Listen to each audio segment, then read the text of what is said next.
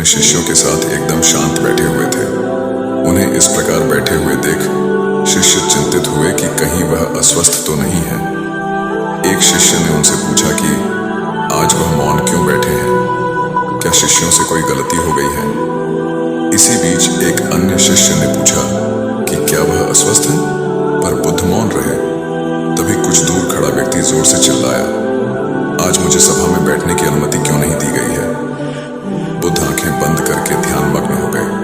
वह व्यक्ति फिर से चिल्लाया, मुझे प्रवेश की अनुमति क्यों नहीं मिली। इसी बीच एक उदार शिष्य ने उसका पक्ष लेते हुए कहा कि उसे सभा में आने की अनुमति प्रदान की जाए। बुद्ध ने आंखें खोली और बोले, नहीं, वह अछूत है, उसे आज्ञा नहीं दी जा सकती। ये सुनकर शिष्यों को बड़ा आश्चर्य हुआ। बुद्ध उनके मन का भाव समझ गए और बोले, हाँ, वह अछूत है। इस पर कई शिष्य बोले, हमारे आश्रम में जात पात का कोई भेद ही नहीं, फिर वह अछूत कैसे हो गया। तब बुद्ध ने समझाया, आज वह क्रोधित होकर आया है। क्रोध से जीवन की एकाग्रता भंग होती है। क्रोधी व्यक्ति प्राय मानसिक हिंसा कर बैठता है, इसलिए जब तक वह क्रोध में रहता है तब तक अछूत होता है। इसलिए उसे कुछ समय एकांत में खड़े रहना चाहिए। क्रोधित शिष्य भी बुद्ध की बातें सुन रहा था।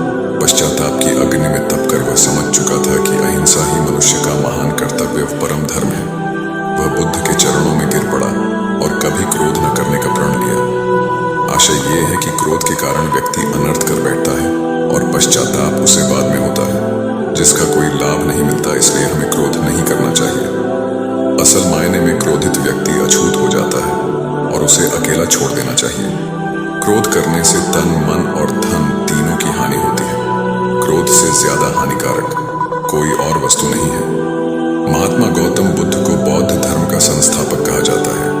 उन्होंने वर्षों बोध गया कि बोधि वृक्ष के नीचे बैठकर तपस्या की और इसके बाद उन्हें दिव्य ज्ञान की प्राप्ति हुई। बुद्ध ने अपने विचारों और उपदेशों से पूरे संसार को शांति और अहिंसा का मार्ग दिखाया।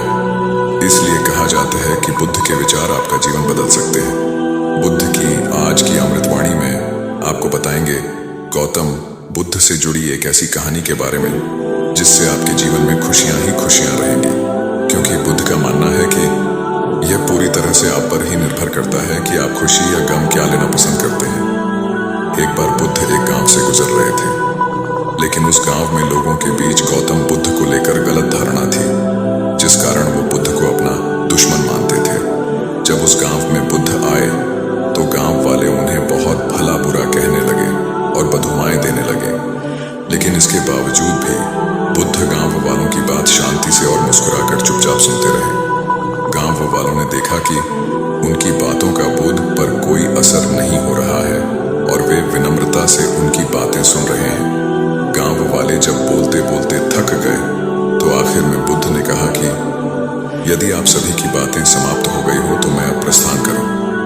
बुद्ध की बात सुनकर गांव वाले हैरान रहे, लेकिन उस भीड़ में एक व्यक्ति ने बुद्ध से कहा कि हमने तुम्हारी कोई प्रसन्नता नहीं की है, हम तुम्हें बददुआएं दे रहे हैं, क्या तुम्हें इससे कोई फर्क नहीं पड़ता।